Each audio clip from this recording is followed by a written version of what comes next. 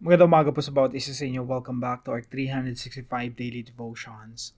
Hello po kay Chona, Olivia, Nori, Delia, Lita, Jules, Mary Jane, Alfredo, Nicole, and Lourdes. At sa bawat isa po sa inyo na sumusubaybay dito sa ating channel. Natuloy po natin yung ating talakayan patungkol po sa Heart of Worship. So isang paalala lang po mga kapatid, kaya po natin ito tinatalakay upang yung ating pagsamba po maging genuine. Yung totoong-totoo talaga. Kasi yung pagsamba pwedeng maging tradition na lang natin or nakagawian na lang natin or nakasanayan na lang talaga natin na minsan ginagawa natin at nakakalimutan natin na dapat pala yung pagsamba nasa puso nang gagaling. So, hindi pwedeng sumasamba ka sa Panginoon, bumubukas yung bibig mo, pumapalakpak ka, umaawit ka, pero wala na pala yung puso natin, wala na pala yung espiritu natin doon. So, lagi tayong bumalik doon sa heart of worship, yung attitude ng puso natin na totoo at tunay na sumasamba sa ating Diyos. Now, yung ating talata po para ngayong umaga ay matatagpuan po sa Psalm 103 verse 1 to 5. Sabi po rito, ito po ay salmo ni David. Sabi po rito, "Bless the Lord, O my soul, and all that is within me. Bless His holy name.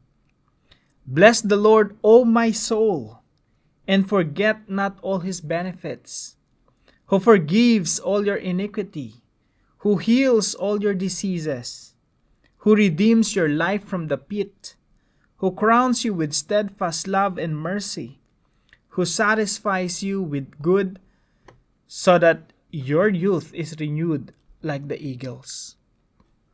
Sa Tagalog po, tayo po ay, suotin natin yung sapatos ni David, no? Kumbaga, ilagay natin yung sarili natin kay David. Si David, during this time, kinakausap niya yung sarili niya. Sinasabi niya sa sarili niya, self-talking po ito eh. Sabi niya, "Kaluluwa ko, sambahin mo ang Panginoon. Purihin mo ang Panginoon, o kaluluwa ko. At lahat ng nasa loob ko, purihin ang kanyang banal na pangalan.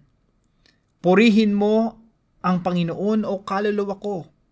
At huwag mong kalimutan ang lahat niyang mga biyaya." Ano yung mga biyaya ng Diyos?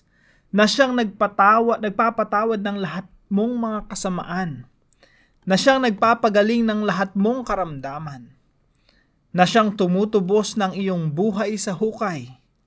Na siyang nagpuputong sa iyo ng habag at tapat na pagmamahal. Na siyang bumubusog sa iyong nasa ng mga mabubuting bagay. Ano pat nababago na gaya ng sa agila ang iyong kabataan. So napakaganda po ng salmong ito. No? It's an invitation for us to worship God, to honor God from our inmost being. Yung nasa kaibuturan ng ating pagkatao, sumasamba sa Diyos, nagpupuri sa Diyos. Now, yung unang katuruan po natin ngayong umaga, worship includes bended knees. Yung pagsamba talaga kasama yung pagpapatera pa sa Diyos eh. Yung nakaluhod ka talaga. Talagang sinusubsob mo yung mukha mo dun sa lupa, sa sahig, at sinasabi mo, "Panginoon, nagpapakumbaba ako sa inyong harapan." Worship includes bended knees. Alam niyo po yung salitang bless dito sa bless the Lord? Ito po ang ibig sabihin po nito ay adoration. Adoration, pagsamba sa Panginoon habang nakaluhod ka. No? So, worship includes bended knees. Kaya po minsan, subukan natin yun. No? Gawin natin yun. Kapag walang tao doon sa kwarto natin, lumuhod tayo sa Panginoon, magpatira pa tayo sa Kanya, magpakumbaba tayo sa Kanya. Now, possible kasi na lumuluhod ka sa Panginoon pero wala na yung puso mo. So, laging kasama yung puso. Yung tuhod natin nakaluhod literally, at the same time yung puso rin nagpapakumbaba sa harapan ng Diyos. Worship includes bended knees. Pangalawa po, worship includes our inmost being.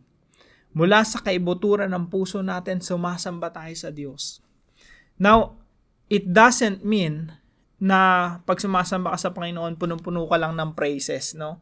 Punong-puno ka lang ng papuri at pagpapasalamat sa Diyos. Sometimes po, ang pinakapagsamba natin sa Panginoon, yung pagbubuhos ng lahat ng hapdi at kirot na nararanasan natin. Sometimes yun yung worship natin eh. Yung Lord, ang dami ko pong mga pagsubok, ang dami ko pong mga problema, bigat na po ako, dadaling ko po lahat ng ito sa inyong mga kamay. Sometimes ganun. Hindi laging praises na tuwan-tuwa ka sa mga pagpapala ng Panginoon, talagang galak na galak ka, Lord, thank you. Hindi laging ganun eh. Sometimes, yung pagsambay, kasama to yung bigat ng nararamdaman natin.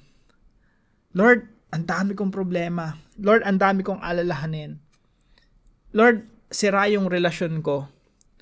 Lord, may problema ako dito sa finances. Lord, ang laki ng problema ko sa mga anak ko.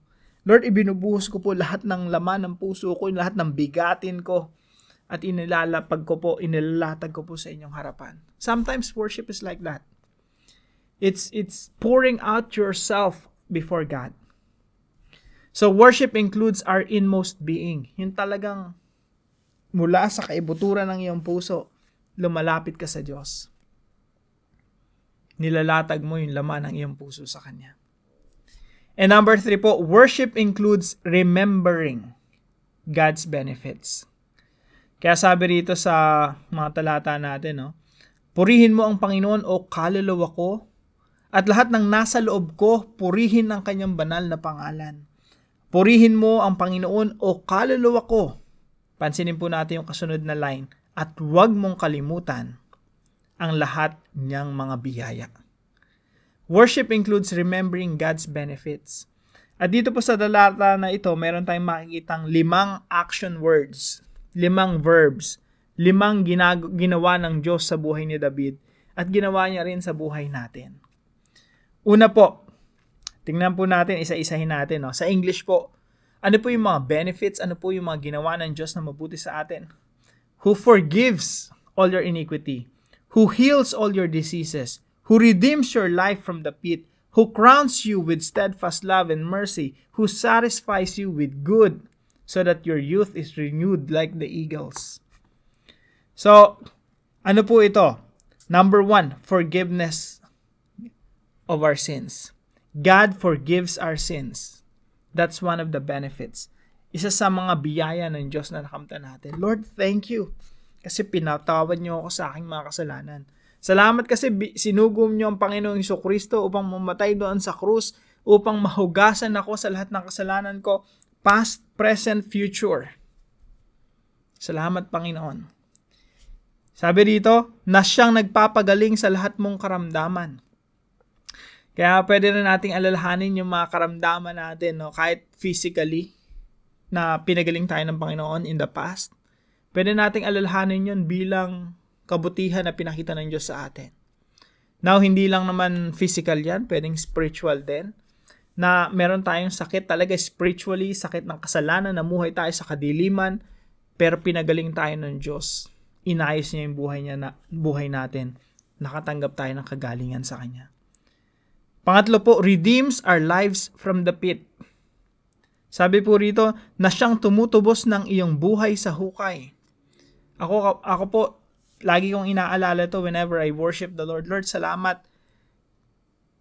17 years ago, 15 years ago, 20 years ago, alam ko yung kalagayan ko sa buhay.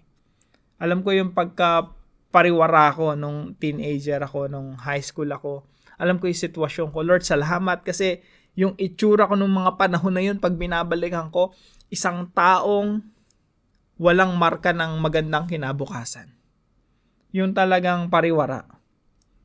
Pero whenever I remember that, kung saan ako kinuha at dinampot ng Panginoon, binihisan, tinubos, binigyan ng bagong buhay, binigyan ng direksyon, binigyan ng pag-asa, talagang mapupuno yung puso mo ng pagsamba at pagpapasalamat sa Panginoon. Na siyang tumutubos ng iyong buhay sa hukay. Sa English, maganda yung rendering, who redeems your life from the pit. Dati yun po yung ganyang buhay natin para tayong nasa nasa hukay ng kadiliman na walang kapag-apag-asa maliban na lang na iahon tayo ng Diyos sa ating ganang kalagayan. Who crowns us with love and mercy. Pag yung crowns po dito, pag tinignan niyo po sa Hebrew, ibig sabihin po nito to surround. Pinaligiran tayo ng Diyos. Andito tayo, pinaligiran ng pag-ibig at habag. Ganyan po ang ginawa sa atin ng Diyos. Who satisfies us with good things. Binuksan ng Diyos yung pintuan ng langit, ang bintana ng langit at ibinuhos sa atin ang pagpapala niya. Dahil lamang tayo ay nanampalataya sa Panginoong Jesucristo. Just because of the Lord Jesus Christ, we are blessed. Sabi rito, who satisfies you with good so that your youth is renewed like the eagles. Napakagandang i-discuss po nitong renewal na to, no? Maybe some other time. At ginamit yung agila. Now, para po sa application natin, number 1, let's adore God with bended knees.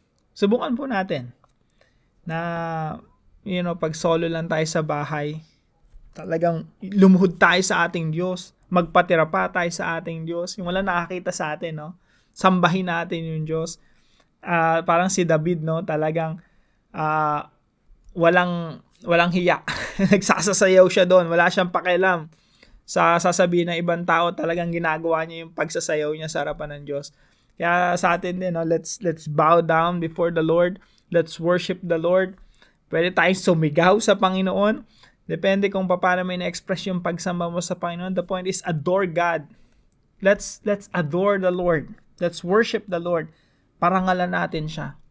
And number 2 po, pour out all our emotions before God. Pwede ang emotion natin na hindi yung mga praises. Of course, napakaganda nun, no?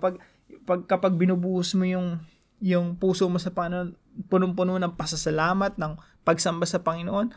But sometimes even sadness, pwede natin gawing pagsamba. Lord, sobrang lungkot na lungkot ako. Down na ako ngayon. Meron na akong depression, clinically, no? Or meron ka, stress ka sa buhay mo. Lord, eto talaga yung nararamdaman ko. Sobrang lungkot, hindi ko maipaliwanag. Dumadaan ako ng depression ngayon, Lord. This is what I feel. Please come to my rescue. Help me. Be with me. Kahit sa ganito pinagdadaanan ko, Lord God, I worship you. I honor you. So, pour out all our emotions before God. Kahit ano pa yung emotion mo, kahit galit, kahit frustration sa mga tao, pour out your emotions before God. At pangatlo po, enumerate God's blessings using your journal.